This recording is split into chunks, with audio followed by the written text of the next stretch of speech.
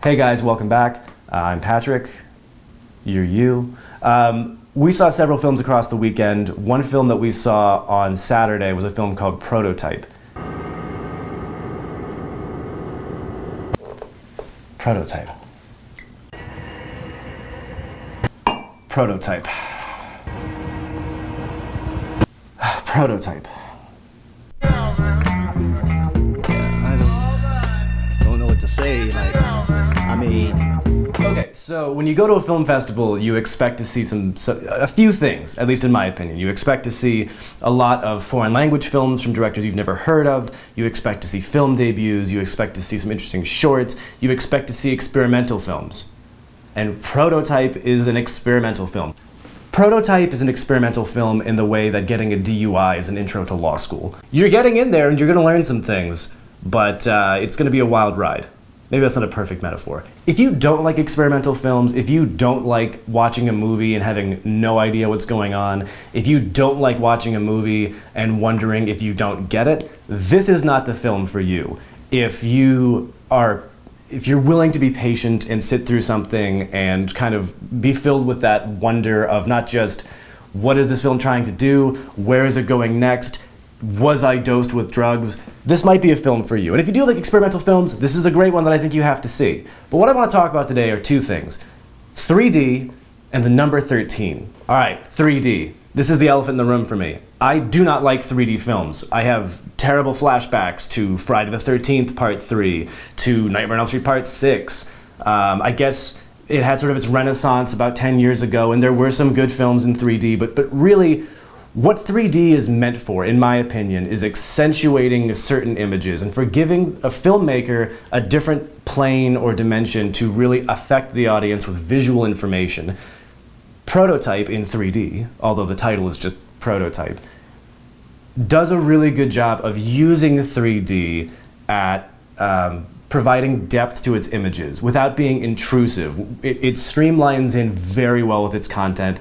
And it really at no point reminds you, like when Jason fires an arrow at the screen, it doesn't do what so many films do, which is try to find a shot that reminds you you're watching a 3D movie. That to me is just as disruptive to a film-going experience as showing a camera itself. However, there were still some issues, right? So for one thing, you're still relying on an extra piece of hardware to convey the movie to your audience. For me, getting the 3D glasses at the Loft, my first set didn't work. For some reason, even the exit sign on the side of the theater was like flickering as it cycled through to the light cycle.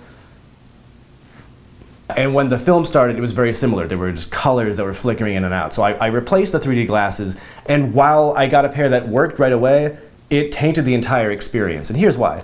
It's a very complex film. There's a lot of digital editing and overlays and interesting techniques that obscure images, and I'll get to that in a little bit. But when you're watching a film like that and you're not sure your glasses work, you're probably going to be like me and just adjusting the entire time and asking people next to you, like, am I seeing this right? And you really can't know. You can't see what's going on inside their mind. And in a film like this, there's no way they can explain to you exactly what they're seeing anyway. Regardless, if you're going to see it, yeah, see it in theaters if you can. Yeah, see it in 3D if you can. And the 3D is used really well. How they shot it, how they edited it really works well. But the second thing I want to talk to you about is the number 13. 13 is the number of people who walked out of this movie. A lot of films kind of fall into this conversation that I've noticed over the years where it's either person A only likes this film because they're pretentious, or person B only doesn't like the film because they're some sort of a plebeian. They're an idiot who doesn't get it. They have no business belonging in the cinema, and they should go watch The Avengers. I hate that conversation. I hate that argument. I've been called pretentious many times. I'm not saying it's wrong, but this is a film that belongs in that kind of conversation, and I think that's one of the nicest things that I can say about it. It is interesting. It is pretty. It is fun in some ways. The best way to kind of ground you in what I experienced is it's a lot of 3D imagery, especially in the beginning, that is paired to the sounds of storm. A lot of rainfall, thunder, lightning. Some images that are timed to the music in really interesting ways that conveys emotion where honestly emotion may not otherwise be there.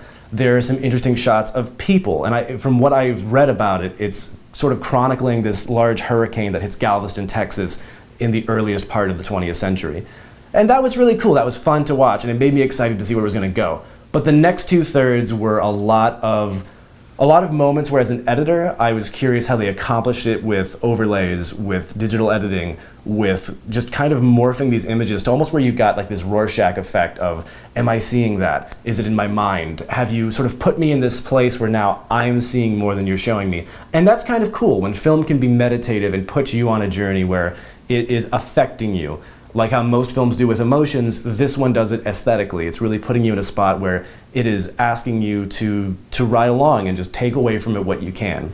I've heard people's complaints that they didn't like it, they couldn't follow it. I don't know if there's much to follow. I think it's really just more like a roller coaster. You get what you get. Some people said that they had negative effects from all the 3D, that it made them nauseous or anxious or their eyes hurt. And I get that. I didn't experience that, but I've known people in the past who get that.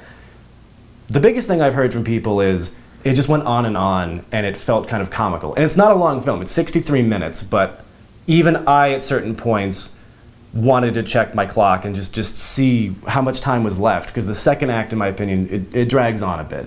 It's to me like those kinds of films like, The Man with the Cinema Camera. To me, it's like, I'm forgetting the name of it, but the film that was made by Salvador Dali. Films where you're just kind of watching and seeing, okay, so what are you doing in this? And how far can you push the technology?